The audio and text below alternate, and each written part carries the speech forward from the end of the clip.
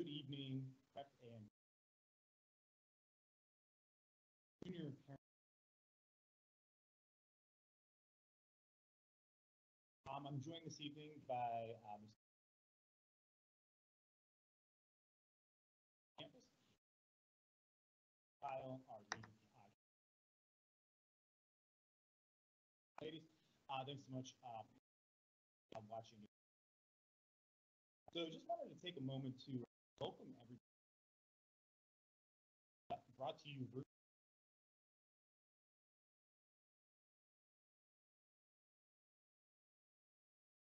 one of the things that is actually the last is that we are continuing to make sure that we get sure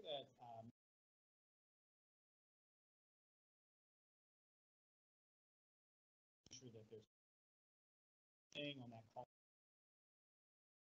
not losing any ground, process, information, guidance, what's programming, and also what we are doing.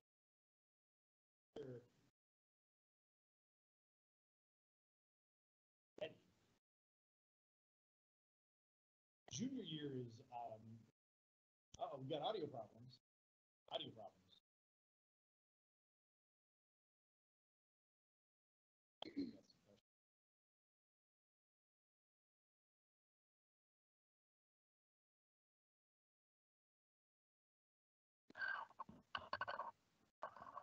that any better?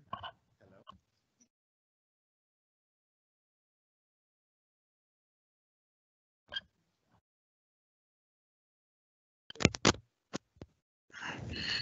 And we will.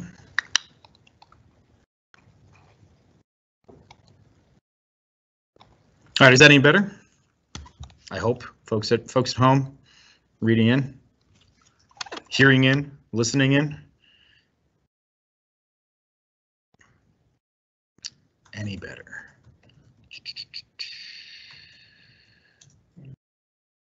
Anybody said is it better? Nobody said anything. I apologize for the technical difficulties here. All right. Nobody is responding. Hello, folks at home. Are we there? I said, is it any better? And I got 2 thumbs up. 2 thumbs up. Hey, there we go.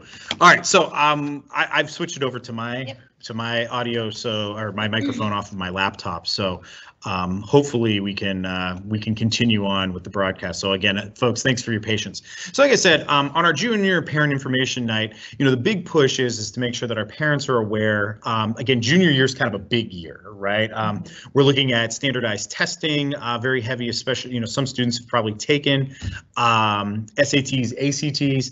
And then also, getting ready for, the college discernment process, not just looking at, the majors that we're looking at studying, but also college and universities that are ultimately going to meet the needs of your sons and daughters. And that's a big part of what the guidance office is up here for.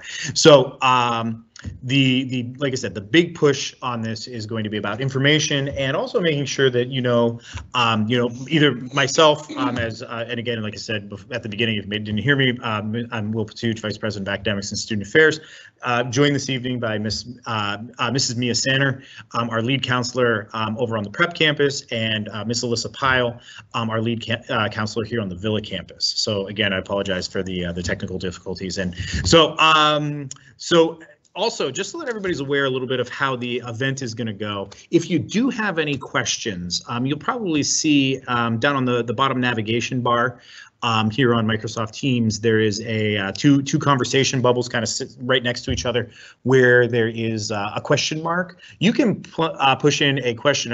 A number of folks, that's actually where we get the feedback for why the audio wasn't working well. And so please feel free to put any questions in there. We will leave some time at the end for question and answer. And obviously, if we can weave it into the presentation, we will do that as well, just to make sure that you're all aware. So with no further ado, I'm going to turn it over to Mia and Alyssa for our Junior Parent Night presentation.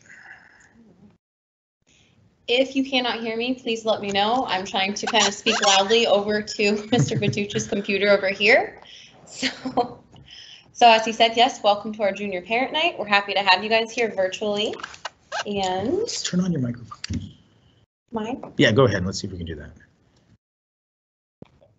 Cool. Was that okay? All right. The echoing might throw me off, but it's okay as long as everyone else can hear me.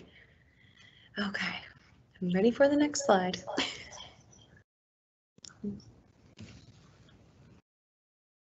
All right, so as Mr. Patuch said, the counselors over on the prep campus, we have, I'm going out of order, but we have Mrs. Mia Sanner here. She has the students with the last names that are M through Z, as well as any students that are out of state or international. Her contact information is there. And we also have another counselor who is Mrs. Mary Hammer. She'll have students with the last names A through L. She is technically employed through the IU, but she works on our prep campus. Doesn't really mean a whole lot different other than she just has a couple of limitations that Mrs. Sainer can step in and fix or address if needed. All right, and then here at the prep campus, or the Villa campus, as Mr. Patuch said, I'm Alyssa Pyle down there on the bottom. I have students with the last names M through Z, as well as out of state or international students. My contact information is there as well. And again, we have another counselor, also technically IU, but she's here on the Villa campus. And she has students with the last names A through L, and her information is there as well. And just so that everybody knows, the supplemental counselors through the IU, that's actually funded for by taxpayer dollars, right? So we actually receive that benefit through the state, and we're super lucky to have 2 full-time counselors during the year to help out the guidance team on both the prep and Villa campuses. Yes. Okay, so junior year means that your students will be taking the PSAT, NMSQT, and what that is it is a practice test for the SAT, which they should be taking at the end of their junior year or early senior year. We recommend at the end of the junior year. We will go into classes and we'll explain more about that, why it's important, and just more in general about the test itself. The way it works this year is it will be on Wednesday, October 14th, as you can see. It will be a half day and students will be expected to come in to their prospective campus and they will take this test and then be dismissed from there. Students are expected to be in uniform, so no dress down, and the reason for that is that, you know, in studies we've learned that students test better when they're in uniform versus when they're, you know, in their pajamas rolling out of bed. Well, actually, this year this is actually going to be the first word out to parents on this one. So we've had the relaxed dress code up to this point. We're actually going to be following through on the relaxed dress code through the first quarter, right? So beginning of the second quarter, we're going to shift over to students being back in regular uniform. You know, hand in hand with that. Now, one of the things that's been kind of interesting about this is over on the prep campus, a lot of boys have been obviously taking advantage of the polo shirts. Not having to wear a tie, wearing the dress shorts and things like that. Here on the Villa campus, I would say it's better than 90% of the girls. Ms. Pyle, correct me if I'm wrong on that one. About 90% or better of the girls have been wearing their uniforms because the skirt and the uniform polo shirt is already, you know, pretty comfortable and relaxed as is. So yeah, I would say so. So good to know. I didn't know that either. Yeah, see, there you go. Right, new information. So the fee for that test is $17, and the checks can be payable to either Cathedral Prep or Villa, whichever campus your student is on. If for some reason you might need a fee waiver or you think you may qualify for one, you just come to either Mrs. Sanner or myself, or the other counselors for that matter. But if you come to one of us and just say, hey, I think I need a fee waiver, or I think I will qualify for it, just let us know. We can get that for you. Payments will be due by October 9th, and we prefer that they are turned into either the student's theology teacher, because every student in the building will have theology, so they'll have a theology teacher, or directly to the counselor. With the COVID restrictions, it might even be easier if they go straight to the theology teacher, because we do have appointment only right now in guidance. But your student can just shoot us an email and say, hey, I'd like to drop off my check to you. Can I do it at, this time on this day? And that's fine too. So the other thing, the good thing about, I guess, PSAT is with it being a practice test, when the results come back, your student's counselor will meet with your student individually to go over those scores and kind of explain what they mean. And at that time, we will also connect them to something called Khan Academy. What Khan Academy is it's free practice essentially for the SAT. And the way it works is after those scores come back, a score report comes in, and then that student has this Khan Academy account, and it has practice questions that are kind of tailored to your student's results. So maybe, in the math section, they didn't do so hot in the geometry portion of it. They'll have more questions that are kind of tailored to the geometry questions so that they have something to build off of, and they can likely do better on the actual SAT then. Additionally, there is another practice test available. So let's say they take the PSAT in October, and then, they've studied for a while and they want to try it again and see if they've improved in, February. They are able then to go on to collegeboard.org/PSAT, and there is another practice test for them to take. The one last thing that's nice about Khan Academy is through College Board, if you were to go on there and search opportunity scholarships, there are a bunch of different things that you can do on the College Board website where students can, earn a chance at getting a scholarship. Through Khan Academy, if you reach so many hours of practicing on there, your student could be entered into, it seems like it's kind of a drawing, I guess, for them to then earn $1,000 scholarship. And that scholarship is good for any school of their choice. It's a simple way to get money. Yeah. A lot of our students do also have Khan Academy accounts already created in typically in math courses. A lot of the math teachers on both campuses, utilize Khan Academy for practice as well as graded homework and lessons. Also, with all of our juniors scheduled to take SAT college prep. This year, most of the students take between the two campuses do take that in the fall semester. So a lot of your sons and daughters are currently enrolled in that. I think that over at prep, there's one section that is in the spring, but most of the students on both campuses, I believe that all the students at Villa are scheduled to the way we can work that out. So all of those are in the fall semester here at Villa. So again, that's something that your son or daughter might already have, but this is just again something to draw some awareness for you all to about the resource available. And I know Alyssa's going to talk about SAT and ACT in a minute, but it's also important, I think, as juniors, we really make sure that they have their College Board account set up, because we do use it for Khan Academy, but also that's how they will register for the SAT when that time comes. And it's the student accounts, not the parent's account. So it's really important that the student's information is used to create that account. Absolutely. All right, next slide, right? We're ready. There we go. All right, so after the practice tests, the actual ACT and SAT. So as it says there, we have yet to encounter a school that says that they prefer the ACT over the SAT, but we require it as a graduation requirement, but we recommend that the students do, one or the other or both. And we always refer back to, okay, how did you do on the PSAT versus the pre-ACT, which they would have taken last year and sophomore year. So we refer back to that and say, which one did you prefer? Which one do you feel you did better on? And that's usually how we go about recommending which one the student should take. Right. And then that's important information about the importance of taking the PSAT. Next month is going to be really pertinent in this of discerning which test is going to be better. I know that we do try to steer the students. There tends to be more SAT resources out there, and Pennsylvania also does tend to be an SAT state. There's like Ohio, for example, is an ACT state. In terms of a little bit heavier, but about 70% of high school students in Pennsylvania take the SAT. Whereas only about 24% take the ACT, contemporarily. So as far as the scores go for either test, we do get a report both at Prep and Villa of the scores because the students say, which school they're from.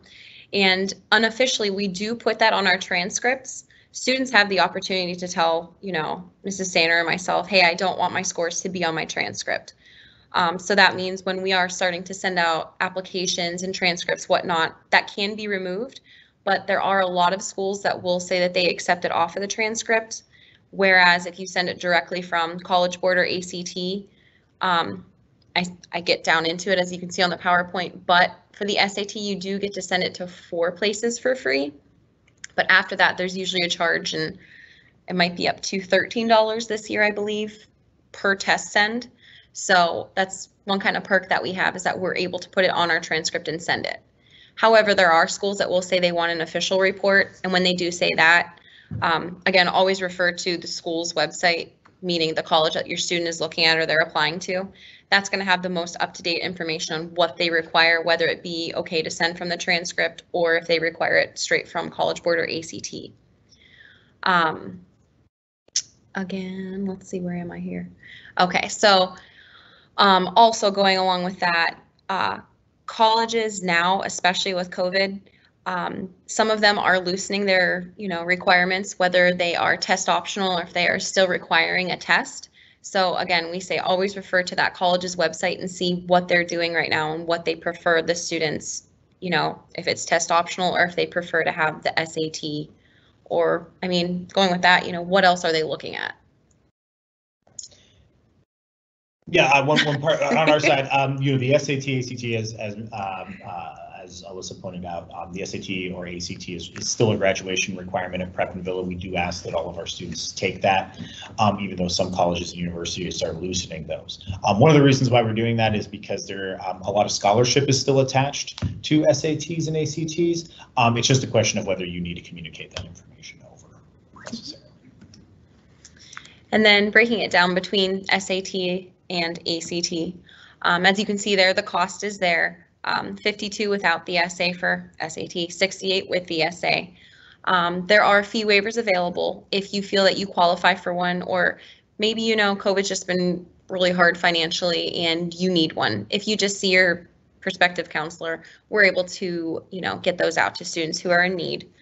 With that, for SAT, there are free score reports. So when they send them to schools, like I said before, they can send it to 4 for free. With the free score report, then they don't have to pay for those to be sent. Additionally, there are colleges that, if they get a fee waiver for the SAT, they also can waive the college application fee. Again, with SAT, with PSAT and Khan Academy and the SAT prep course, these are all free services, essentially, that help the students prepare for the actual SAT. Again, there's the 4 free score reports, and you will find registration information and test dates where the students can test on collegeboard.org, as well as tons of other resources, which we will be telling your students about, and hopefully they will come home and share that with you. But we also have different links for College Board on our Naviance site, so be sure to check that out. And then for ACT, the cost without an essay is $49 and $62.50 with the essay. Same thing applies here. There are fee waivers available if you just see your assigned counselor. And the other additional thing is practice. Again, there's the pre-ACT course.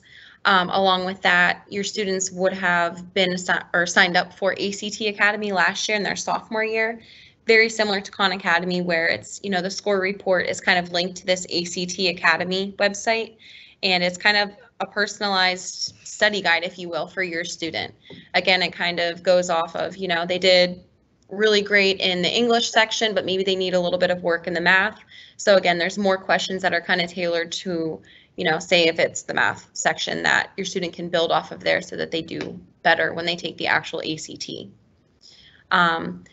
The SAT prep course, it is more geared towards SAT, but I think oftentimes there are things that overlap. They do get practice for both. So we actually just had a parent or a viewer, I'm supposing it's a parent, asking, what essentially is the difference between the two tests? Is one easier than the other? A lot of that depends on your son or daughter, right? So the SAT basically is broken down as having, a verbal and a math section, right? So that's largely, the breakdown. So it's like English and verbal skills on one section, and then math on the other. Whereas the SAT or the ACT is broken into 4 separate component areas. So there is, and correct me if I'm wrong on this one, Alyssa, Mia, but there's an English section, there's a science section, there's a math section, and then there's a language section, right? Something like that. Yeah, so those 4 separate sections. Students frequently that maybe aren't as strong in math will do a little bit better on the ACT. In most instances, because it's a little bit of a more well-rounded test, according to some analysts. Yeah. But again, you know, that's typically the breakdown between those. Is that, you know, the SAT has like those two primary scores that come out of it. In the ACT, it's 4 separate component scores. And just the practice tests are made, both the pre-ACT and the PSAT are made up of previously used exams. So you get a real feel for what that test is going to be like when you take the actual SAT or ACT. So you have a good gauge to make a thoughtful decision when registering for those tests. Yeah, we had another question from a parent asking that if her daughter still has to take will still have to take the PSAT if she's taking the SAT on October 3rd. Even though there are a lot of similarities, those are 2 different exams, and also the PSAT is that National Merit Scholarship Qualifying Test, the MNSQT, that you see after that. So it is an opportunity for students to gain additional recognition. We actually had a National Merit Scholarship winner last year at Prep. Very proud of. We also had a student of note, a student of merit or recognition on the Villa campus last year as well. So, you know, we're very proud of that. It's just another opportunity for us to get another sliver of data to see, you know, student performance by and large. Also, you know, again, another question is the essay required? No. A couple of years ago, the SAT tried to make the essay required, right? They actually bumped the score up to 2,400 points and everything. They subsequently have gotten away from that, and that the SAT, for the SAT or ACT, essay is not required unless a specific school is asking for that. Correct. All right. Next slide, I'm guessing, right? We're ready. Yes. Yeah, ready? Oh, this is my slide. Sweet. All right, so NCAA eligibility. This is the year that if students are planning on being student athletes in college, either D1 or D2 sports, they are expected to make their eligibility center profile. It needs to be completed by the end of junior year. So once the junior year is completed, the counselors on each campus can log into the NCAA account and upload those initial transcripts. Those are required for NCAA eligibility. In addition to that, going back to the SAT or ACT, at this point in time, NCAA is still requiring a test score. So students have to take either that SAT or ACT, especially for juniors. I think we're kind of instructing them just to go a status quo, because even with COVID, we don't know what it's going to look like for them. So that's another reason why we're still requiring the SAT and ACT. There is a cost associated with this. It has been $84. Again, there are fee waivers available. So if it's a financial strain for you, just reach out to myself on Prep's campus or Ms. Pyle on Villa's campus. We handle the NCAA profiles. That is not a problem at all. Because they require official score reports, we have the code available on here when you're in your registration for the SAT or ACT and you want to send your official score to them. NCAA's code is 9999. That's not going to change, just so you can have that as reference. And then we also have our CEEB codes in there specific to Prep and Villa. And like I said, this will be on the school's website, so this is always available for reference. Next is Naviance. This is our kind of one-stop shop for all things college and career ready. Very important stuff here. Very important stuff. Great resource for all of our families. For students and parents alike, actually. They create their Naviance account freshman year with Mrs. Mook, the freshman year counselor, and they build on it from freshman year, doing their resume. They start doing personality tests. They do career exploration through sophomore year. We do more in terms of college searches and applying careers to colleges and what colleges cost and things like that. And then junior year is when we really get the students acclimated. So we just pushed into junior classrooms made sure they had their username and passwords up to date. And then this year, juniors have the opportunity to go to college visits, and that's one of the first things they've been using Naviance for. So historically, college visits, we would have admission representatives come into our schools, and they would do presentations for our students. However, obviously because of COVID, that has changed. So there are now virtual college visits. So students were shown how to log into their Naviance account and then find those college visits and register for those. It's because of COVID and the lack of, I think, interaction in person, this is probably the best possibility that they could use as initiating that conversation with college reps. I think the cool thing about it this year too is if parents are interested, because they are virtual links, we can always push those links out to parents as well. So if you are on Naviance, because you all should have access to that at this point, if you don't for whatever reason, we will be uploading the instructions on how to do that on our school website. So you can even look at the college visits and register for those events as well, or just shoot myself or Miss Pyle an email and we can send you those links because we have access to all of those links.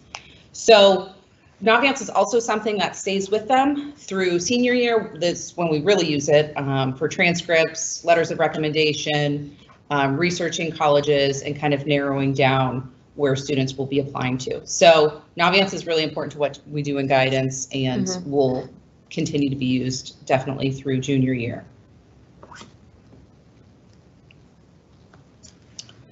Okay, AP exams. So College Board changed the way that they wanted us to register students for AP exams. They started that last year. So now AP exam ordering is done in the fall as opposed to the spring. So with that, in the first couple weeks of school, all AP students should have joined their respective AP classrooms via College Board. Their teachers for those classes had the join codes, so they walked the students through that process. That is required in order for us to order the exams for them.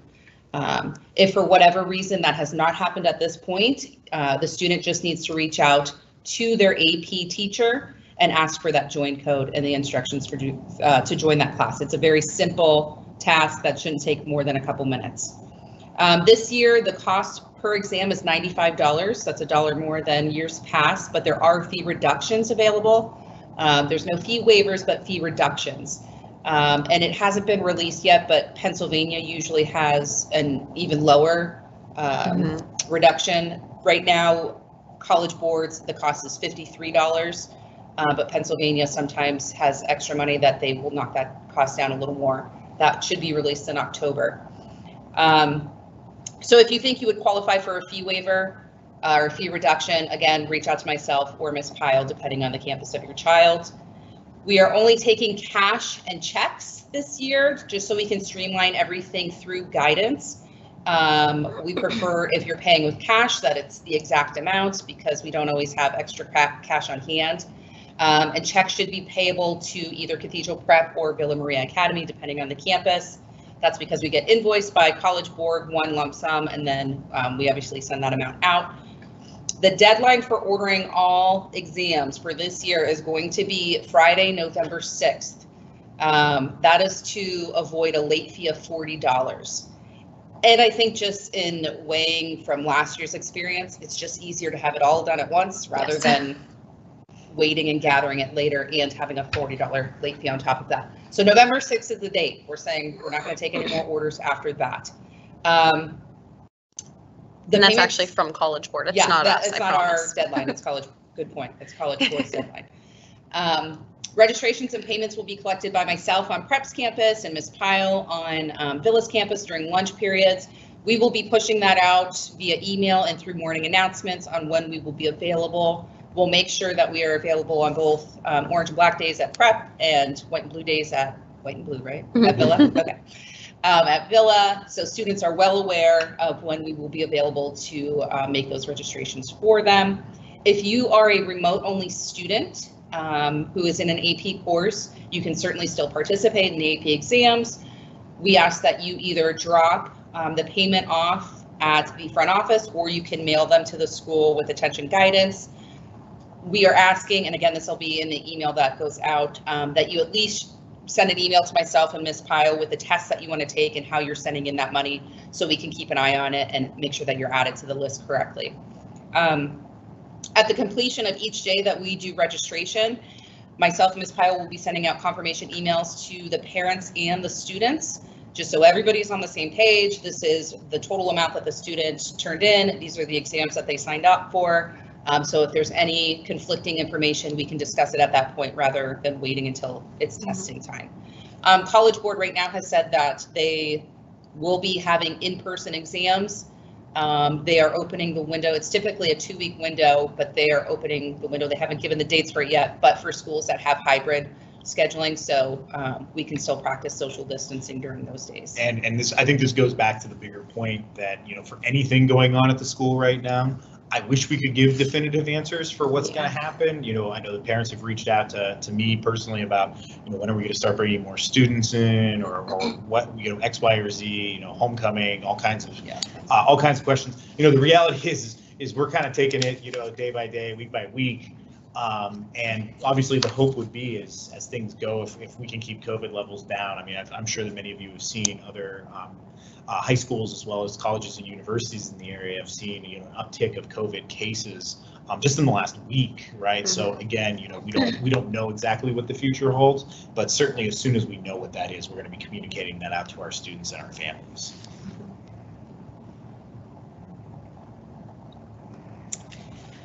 And just in terms of future considerations, things to be aware of junior year, just like in years past, first semester grades are going to determine the academic level placement for the following year. So what level your child is going to be in senior year is going to be determined based off of their first semester grade from junior year. 88% to 92%, that student will maintain the level that they're in, whether that's AP, honors, or academic. 93 to 99 gives you the chance to move up to either honors or AP, depending on what level you're in. Now, we always get the question, what if the final grade shows great improvement or a great decline? Will we consider those grades? Absolutely. I think we've done that every year. We'll have a conversation, typically with the student, the parent, the teacher, and administration, to see what the best fit is for that student. Ultimately, we want to put them in the level that's going to be best for them to perform as a student academically. But if you have any questions about that, typically we will start doing that. I don't know, it happens in like February where we start looking at those. And now back to Mr. Patuch. Oh yeah, so Gannon program, right? So heading into senior year, Gannon actually, so the way that the Gannon program works, so Gannon gives us a set number of seats, right? And so a few years ago, this got revamped. So if any of you have older sons or daughters that have gone through Prepper Villa and have gone through the dual enrollment program before, it is a little bit different, right? So again, students being able to get into that program is solely based off of QPA class rank at the semester in terms of who is invited to be able to be into the program. And there's 3 different classifications of students. So some of you at home, if your sons and daughters are currently in the program, they're first year juniors, right? Then there's first year seniors, and then second year seniors. So any students that are in the program this year, so long as they continue to get qualifying grades, maintain a GPA of basically a 3.0 or higher, they will stay in the program next year no matter what. And also by being a second year student in the program, they will be able to take 3 courses instead of 2.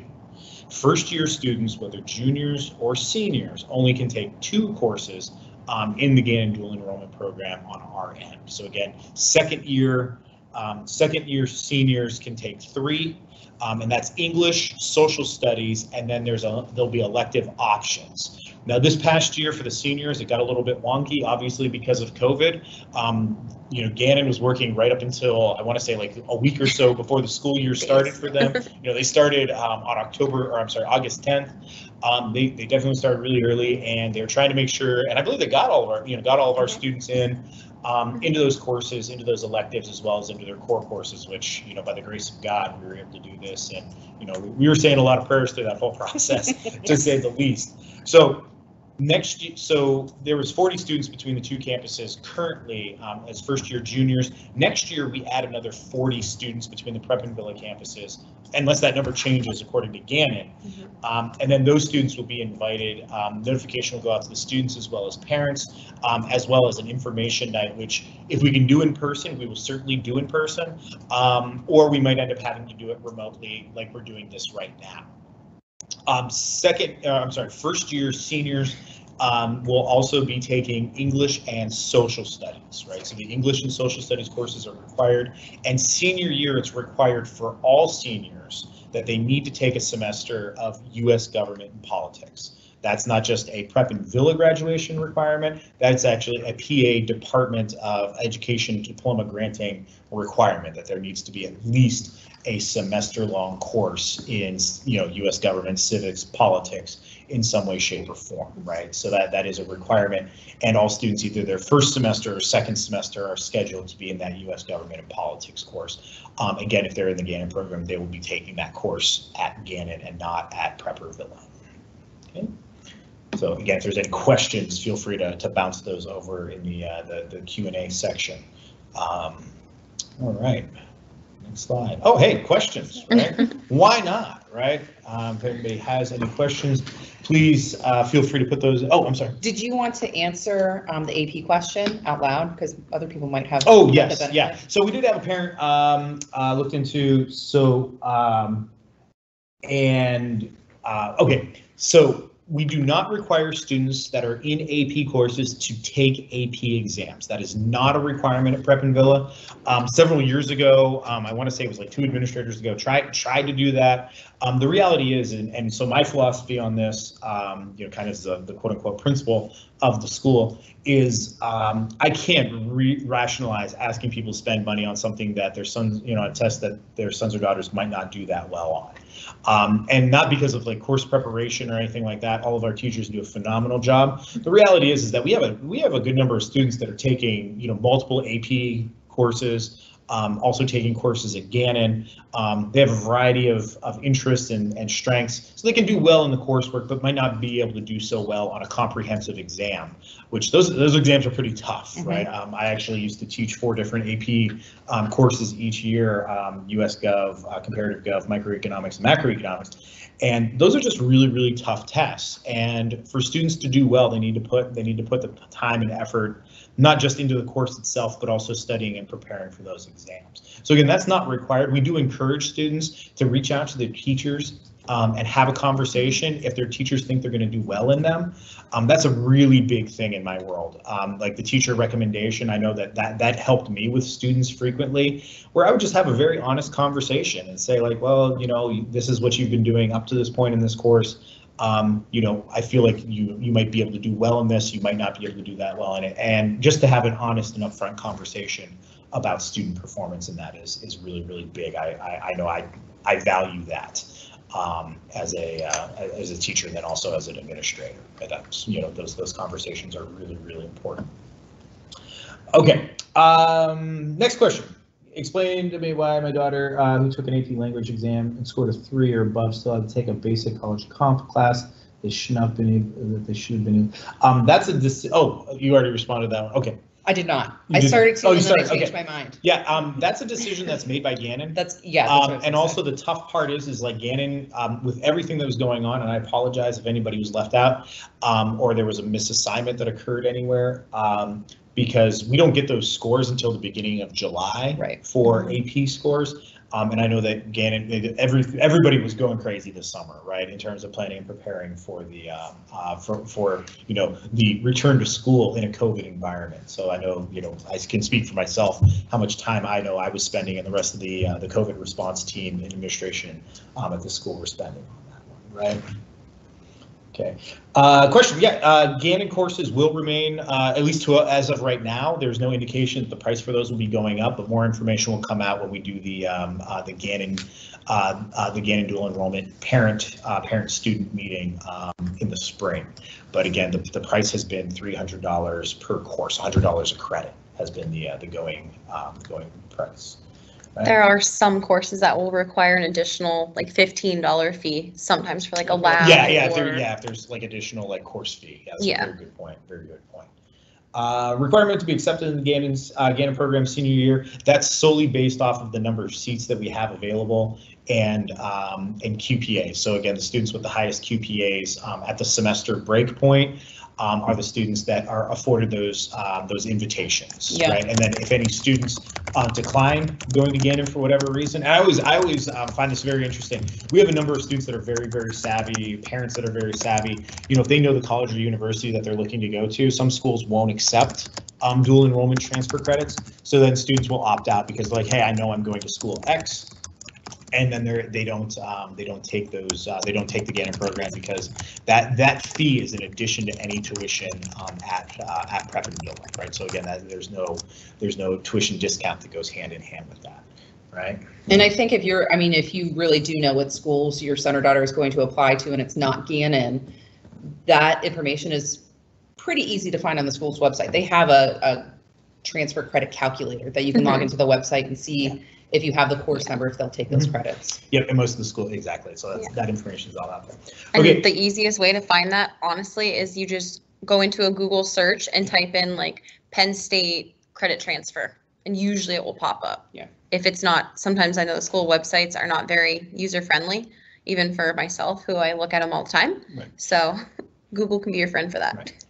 Next question is, when there are 40 spots available for dual enrollment next year, is it split evenly between Prep and Villa?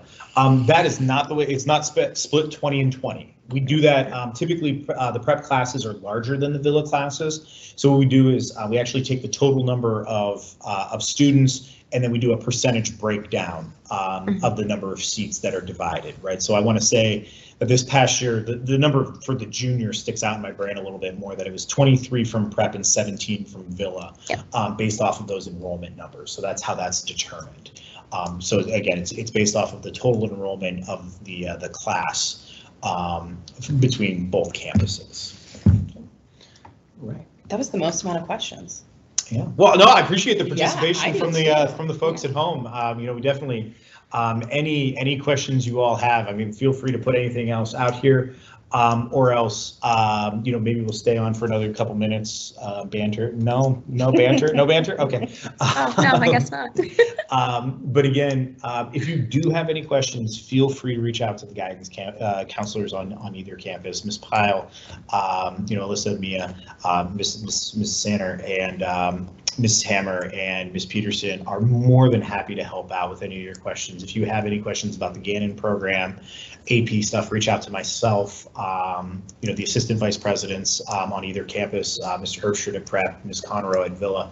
Everyone's more than happy to help out because our A+ #1 goal is to make sure that your sons and daughters are going to be successful and set up as best as possible for that next step in life, right?